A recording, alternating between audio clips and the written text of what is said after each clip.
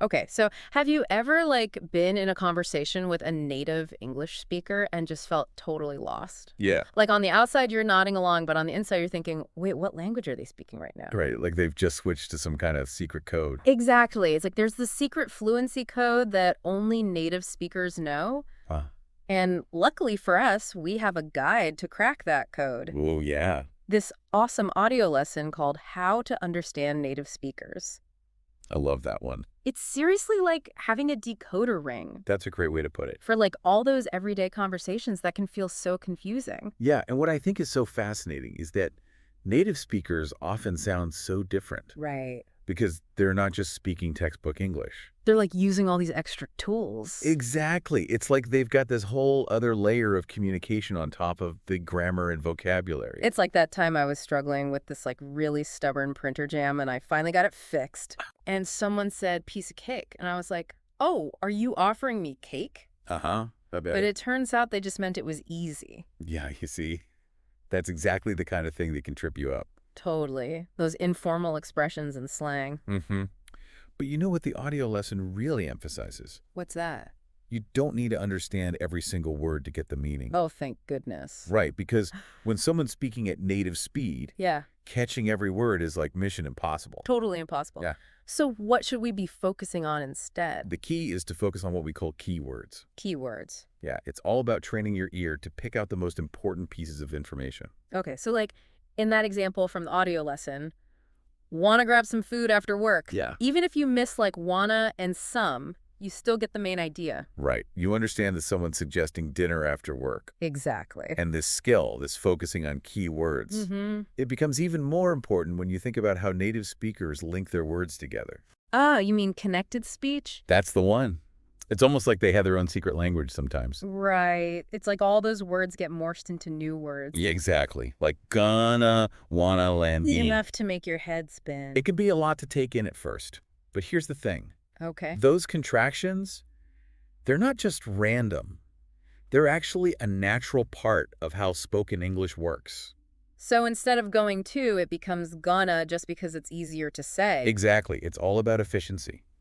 And once you understand these patterns, it really helps you decode native speech. So it's like learning the rules of the game. Uh-huh. And the audio lesson even encourages listeners to try saying those contractions out loud themselves. Oh, that's a good idea. You'll be surprised how quickly they start to feel natural. Okay, so we've got keywords and connected speech. Right. Any other secret weapons we can add to our arsenal? Oh, there's more. The audio lesson actually lays out a fantastic step-by-step method Ooh, tell me more. to train your ear for understanding native speakers. Okay. So you start with subtitles, Right. but in your own language. Okay. Then you switch to English subtitles. Got it. And finally, you challenge yourself to listen with no subtitles at all. Wow. That's a really smart approach. Right. It's like gradually weaning yourself off the visual cues Yep. and forcing your brain to really tune into the sounds. I like it. And do they suggest any specific materials to practice with? They do. Actually, Yeah. they recommend some really fun stuff. Like what? Things like podcasts. Yeah. You know, The English We Speak is a good one. Oh, yeah, I love that one. And then shows like Friends, Classic. even just like YouTube vlogs. Yeah. Anything that exposes you to that authentic everyday English. I love that they recommend Friends who doesn't want to learn English while hanging out with Chandler and Monica. Right. But let's be real. Even with all these strategies in place, Mm-hmm. there are still going to be times where we hear a phrase and we're like, wait, what? Oh, absolutely. And that's where understanding idioms and slang becomes super important. Ah, idioms. Those are tricky. They are. They can really throw you off if you take them literally. Like that time I thought break a leg was an actual threat. Uh-huh. That's a classic one. Right. This means good luck.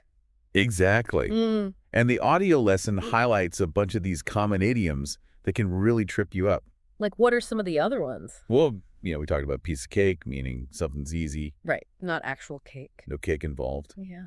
And then there's hit the books, which means to study, Mm-hmm. and hang out, which means to spend time together. It's like a whole new vocabulary within a vocabulary. It really is. Hmm. And the more of these you can learn and internalize, Yeah. the more fluent you'll sound, Right. and the better you'll understand those everyday conversations. So it's like we're piecing together a puzzle here. We've got keywords, connected speech idioms, and slang. Uh-huh. But something tells me there's still one piece missing. You're right.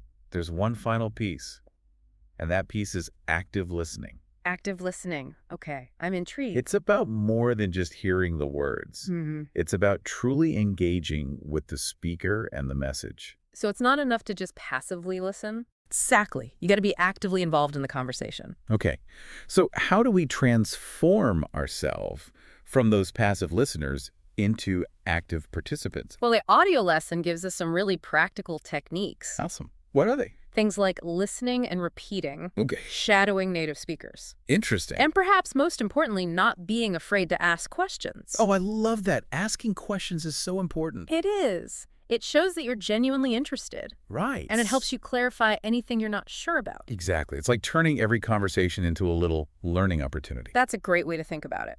So that brings us to the end of part 1 of our deep dive. Wow, time flies when you're having fun dissecting language. It does. We've laid the groundwork for understanding this hidden code of native speech.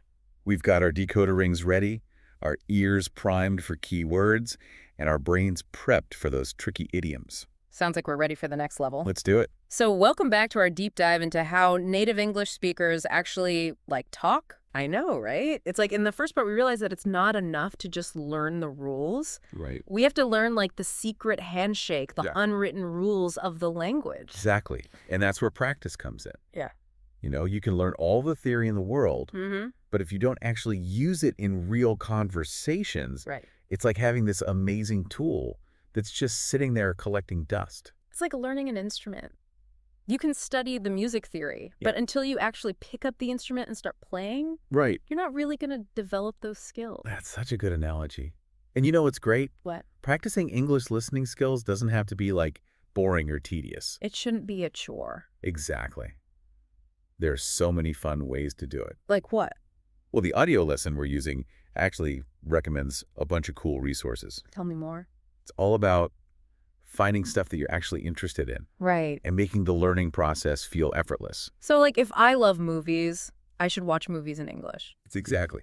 Or, if you're a music fan, listen to English songs and podcasts. Makes sense. It's about making it a natural part of your daily life. I like that. And I remember that the audio lesson also suggests a specific method for using those materials. Oh, yeah. Tell me about that. It's this idea of gradually weaning yourself off subtitles. Right. So you're forcing your brain to work harder. That's brilliant. It's All about pushing yourself beyond your comfort zone. Right. Because it can be tempting to rely on those subtitles. Oh, for sure.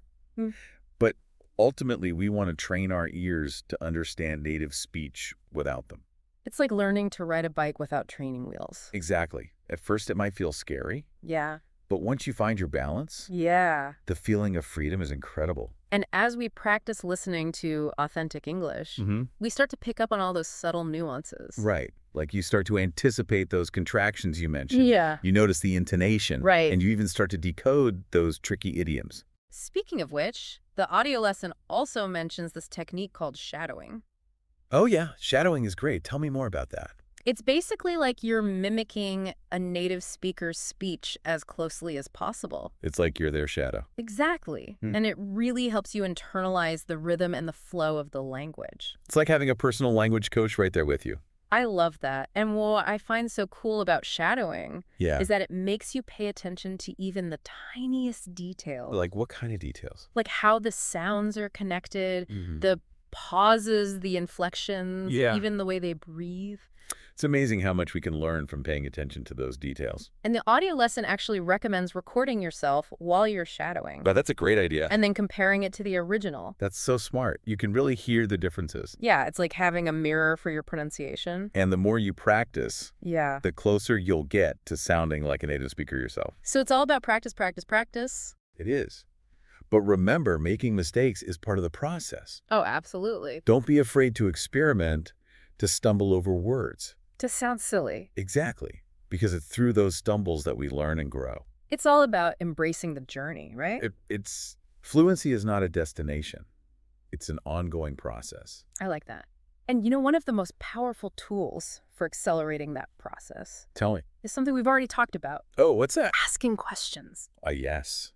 The power of curiosity. So when you're in a conversation and you hear a word or phrase that you don't understand, Mhm.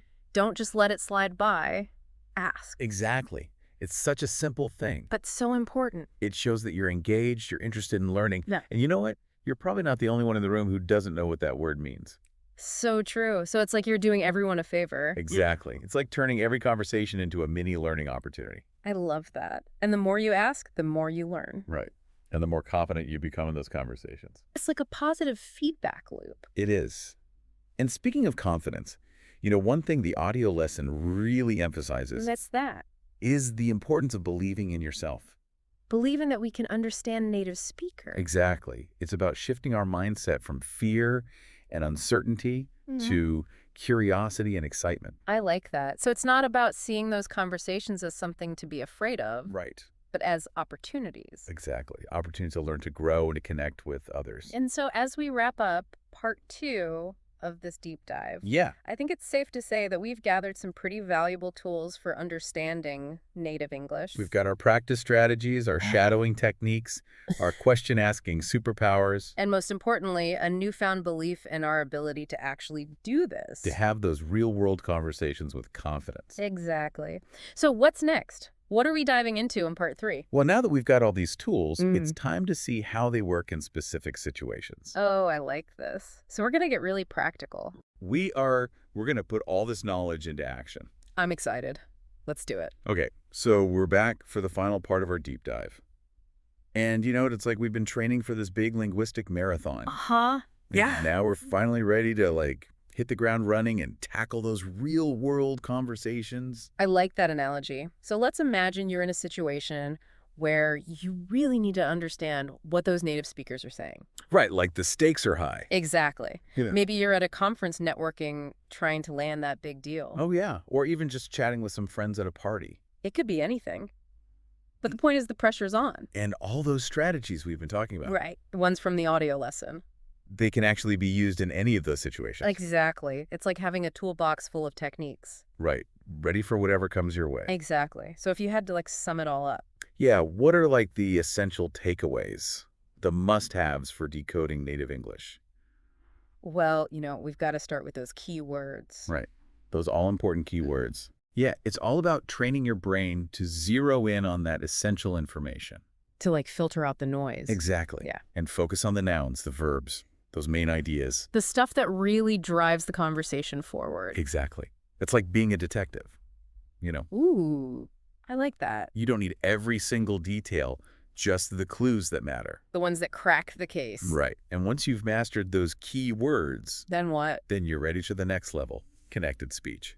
Ah, yes, those crazy strings of sounds. The ones that native speakers just throw out there. And we're like, wait, what was that? Exactly. But remember, Ah. they're not random. Those contractions, they follow patterns. So once we learn those And patterns, it becomes so much easier. right, we can finally understand what they're saying. It's like cracking a code. And speaking of codes, we can't forget about those sneaky little idioms and slang words. Oh, yeah, those can really throw you off. They're like little linguistic landmines. I love that. But they also add so much flavor to the language. They do. It's like they're the spices in a recipe. Exactly. And the key to understanding them is exposure. Right, the more we hear them. The more we'll start to recognize them. It's like expanding our vocabulary, but on a whole other level. Right. Instead of just individual words, we're learning whole expressions. With all their hidden meanings and cultural nuances. Exactly. And the more we learn, the more fluent we'll sound. And the better we'll understand those everyday conversations. Right. So it's like we've got all these pieces coming together. Keywords, connected speech idioms, and slang. Yeah. But remember, Okay. there's still that one crucial piece we can't forget about. Active listening. That's the Yeah. one. It's not enough to just passively hear the words. Because you should be present. Right. Engaged. Curious. Exactly. Yeah. It's about really listening to what the speaker is saying, And asking clarifying questions. showing that you're interested. Right. Turning that one-sided lecture into a real conversation. Exactly. A dynamic exchange of ideas. And I think that's what this whole deep dive has been about. What do you mean? Understanding native English speakers, it's not about being perfect. Yeah.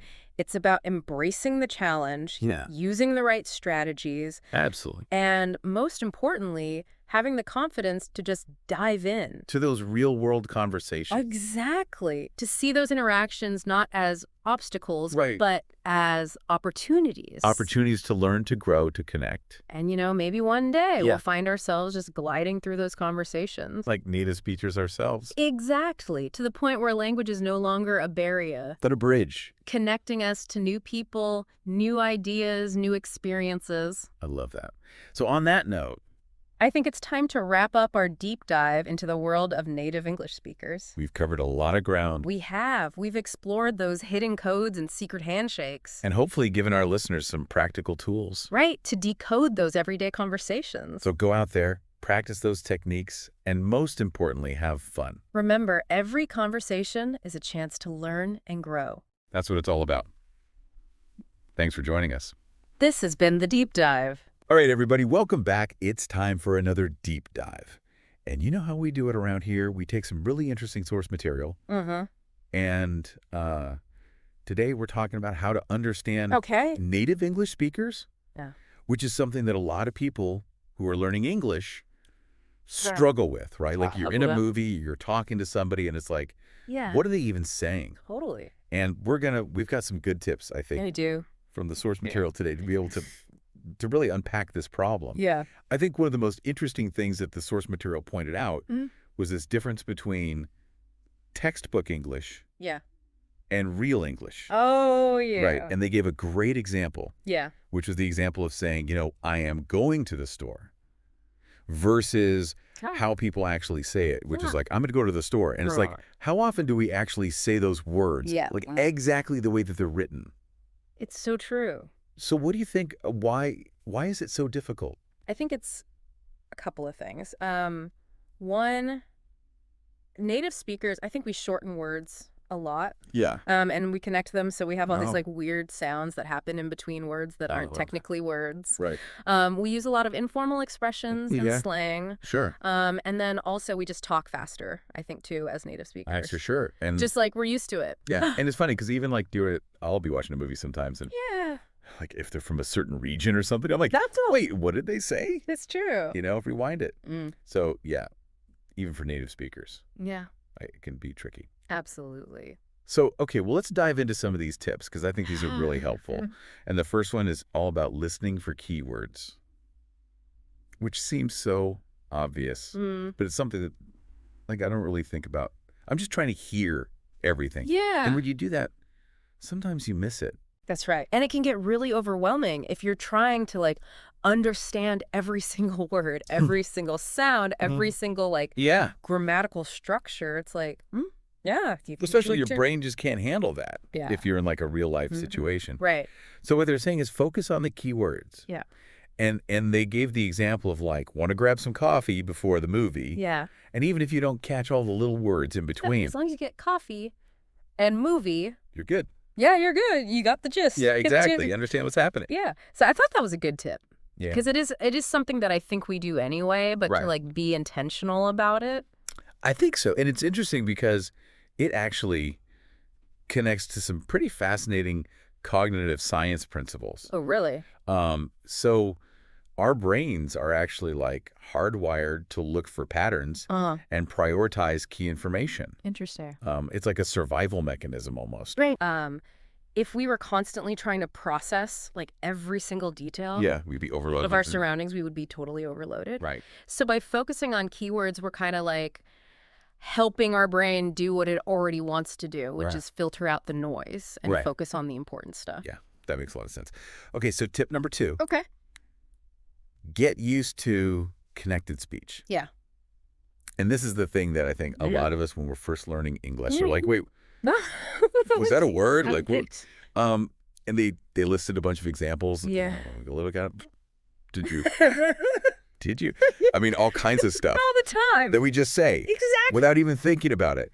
But when you're learning English, it's like a whole nother set of vocabulary. It is. Yeah, it's like a whole other language. Yeah. So how do you recommend people kind of get over that? I think the key is just like practice and exposure. Just start by like noticing it when you hear it. Like in movies, TV shows, podcasts. Okay. Even in music, you hear it all the time. Yeah. And then just try to like repeat it yourself. Yeah. Like say it out loud. Get your mouth used to making those sounds. Yeah. And over time, it will just become more and more natural. Yeah, so it's like training your ear to recognize these patterns. It is. Yeah. Okay.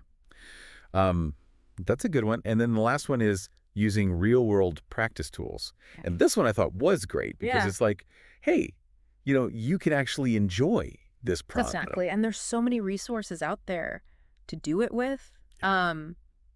Like podcasts are fantastic. They even had some specific recommendations in the source material. They said the English we speak. The English we speak and all ears English, yeah. which I've heard of both of those. Yeah, those are good ones.